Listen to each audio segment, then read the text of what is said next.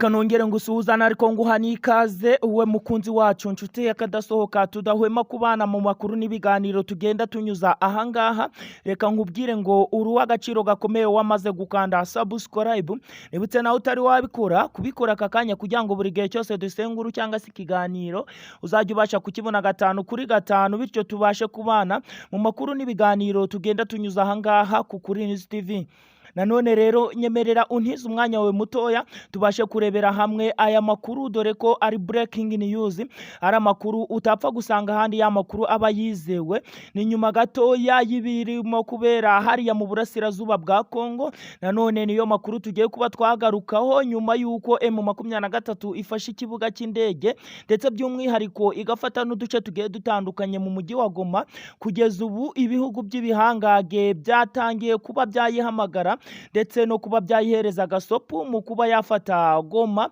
mu kugira ngo ibashe kuba yahita isubira inyuma niba idashaka ko umuryango mpuzamahanga uyiteraniraho ukabasha kuba wayiminca urufaya rw'amasasu.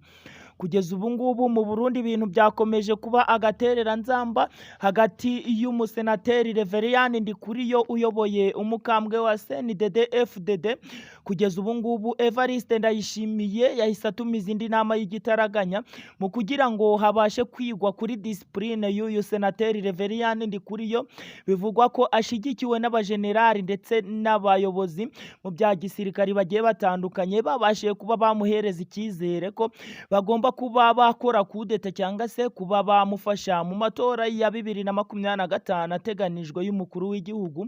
Kugeza ubu rero Evariste Ndayishimiye arimo kubibona neza ko atabasha kuba yagirirwa icyizere 2025, kugeza ubwo ari kubasha kuba yakora igishoboka cyose ngo yikize uyu Reveriyani Ndikuriyo. Turaza kuba twababwira ibyavuye mu nama hariya i Kampala muri Uganda nyuma gatoya y'umuriro wabashe kuba wakwaka hagati ya Yoweri Kaguta Museveni ndetse n'umuhungu we, barimo gushinja uyu ambasaderi w'igihugu cya Amerika kuba yaba yarasuzuguye uyu perezida Yoweri Kaguta Museveni. Kugeza ubu ngubu rero ibintu birimo kugenda neza nyuma y'inama y'umushikirano ibereye hariya i Kampala yahuje aba bombi mu kugira ngo higwe ku kibazo cyari cyagaragaye hagati y'umuhungu we Jeno Muhozi arimo gucana uwaka kuri uyu ambasaderi w'igihugu cya Amerika.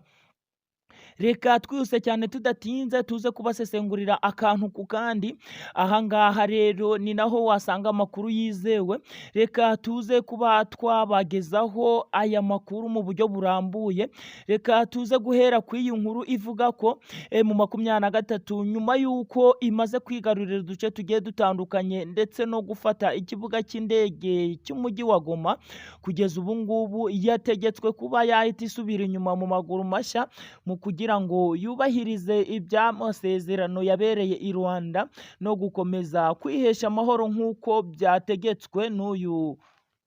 Antonio Guterres. Uyu nguyu akaba ari umuvugizi wa Leta Zunze Ubumwe za Amerika, nyuma yuko rero ahamagaye uyu Sorutani Makenga usanzwe ayobora uriya mutwe wa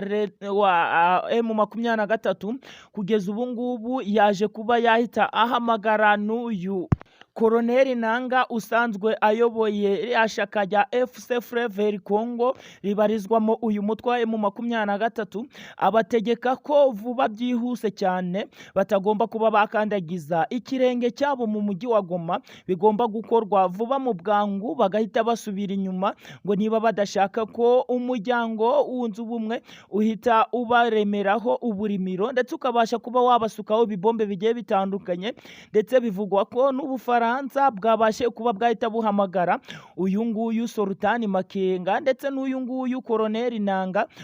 usanzwe ayoboye ririya huriro rya FC Flavor Congo ribarizwamo uyu mutwe mu 23 ngo guhita basubiza ingabo zabo inyuma vuba byihuse cyane, ndetse kandi nta n'umusirikari wa M23 wemerewe kuba yakandagiza ikirenge cye hariya mu mujyi wa Goma. Ndetse bivugwa ko n'Ububirigi bwabashe kuba bwahita buhamagara iki gihugu mu kugira ngo kibashe kuba cyasubizayo izi ngabo, ndetse Sadeke ikabasha kuba yarwana umuhenerezo ngo bakabasha kuba bahita basubizayo izi nyeshyamba vuba byihuse cyane. kugeza ubu ngubu ntawamenya icyateye ibi ngibi, ariko bivugwa ko uyu Felix Antoine Tshisekedi Tshilombo nyuma y'uko ingabo ze zibashe kuba zakubitwa n'uyu mutwaye mu 23 nyuma y'imirwano imaze iminsi irimo kubera hariya mu nkengero z'umujyi wa Goma, yahise yitabaza amahanga avuga ko niba bashaka gukomeza kubona inyungu zabo hariya ku butaka bwa Repubulika ya Demokarasi ya Kongo, bagomba kuyifasha kuba yahashya uyu mutwaye mu 23, ndetse kandi ko bagomba kuba bayitegeka kuva muri uyu mujyi wa Goma, kandi ibirindiro byayo bikabasha guhita bisubira mu ishyamba vuba byihuse cyane. Ari nako byaje kugenda Amerika ndetse n'Ubufaransa, Ububirigi n'ibindi bihugu bigiye bitandukanye bikaba byahise bihamagara abakuru ndetse n'abasanzwe bahagarariye M23 kuba yahita isubira inyuma, ndetse ngo ibibazo byayo bikazaza kwigwaho ariko binyuze mu nzira y'ibiganiro. Nyuma y'uko rero M23 ibashiye kuba yagaragara ku kibuga cy'indege cy'umujyi wa Goma, ndetse abakomando bayo n'imbunda zayo kabuhariwe zikaba zari zamaze guterekwa hariya ku kibuga cy'indege cy'umujyi wa Goma, ibiro ndetse n'ibindi bintu bigiye bitandukanye, ibikorwa byinshi biri hariya ku kibuga cy'indege kugeza ubu bikaba byari birimo kugenzurwa na M23. Kugeza ubu rero ikaba yahise itegekwa kuba yahita isubira inyuma vuba byihuse cyane, ibintu byaje kuba byatungurana, ndetse abaturage bajirimo kwibaza ibyaba byabaye nyuma y'uko hagaragaye aba M23 abasirikari bayo barimo gukambika mu nkengero z'umujyi wa Goma. Kugeza ubu rero M23 yabuze ayicira n'ayimira nyuma y'uko yabashiye kuba yasubiza abakomando bayo inyuma, aho kugeza ubu ngubu harimo kwibazwa ikirakurikira, niba ibi bihugu by'amahanga byaba byohereje ingabo zabyo mu gukomeza kugenda bicana umuriro kuri M23, ndetse cyangwa se kuba ari byo byabashije kuba byahagarika iyi mirwano ya M23 kugira ngo hakurikizwe inzira y'ibiganiro. Repubulika Iharanira Demokarasi ya Kongo iravuga ko igomba kuba yakorana n'Abarusiya ndetse n'Abashinwa niba Amerika n'Ubufaransa ntacyo bukoze mu gukomeza kurwanya M23, cyangwa se niba Amerika idahaye intwaro Repubulika Iharanira Demokarasi ya Kongo. Repubulika Iharanira Demokarasi ya Kongo ivuga ko igomba kuba yashaka ibindi bihugu bikomeye mu kugenda bifatanya mu bikorwa bigiye bitandukanye byo gucukura amabuye hariya ku butaka bwa Kongo. Kugeza ubu ibintu byaje kuba agaterera nzamba, ndetse akaruta kandi kakaba kakamize. Rero M23 yabashe kuba yasubira inyuma, ariko ikaba iri mu nkengero za hariya mu mujyi wa Goma, kugeza ubwo ariho irimo kugenzurira ibikorwa bigiye bitandukanye bya gisirikari. Kugeza ubwo rero uyu Sorutani Makenga yategetse abakomando bagiye batandukanye bari basesekaye hariya ku kibuga cy'indege kuba basubira inyuma, ibintu byaje kuba byatungurana. Reka tuze kuba twahita tunyarukira hariya mu Burundi, aho rero uyu senateri Reveriyano Ndikuriyo akomeje kugenda agaragaza ububasha ndetse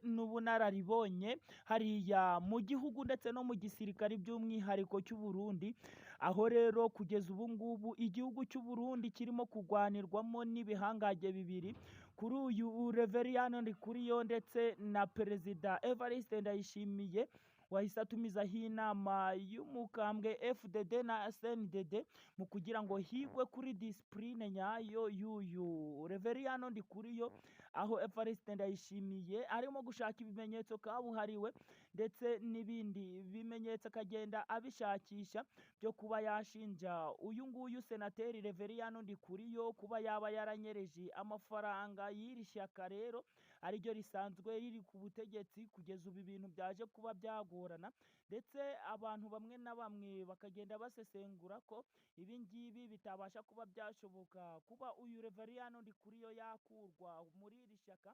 cyangwa se kuba yahita afatirwa ibihano bigiye bitandukanye.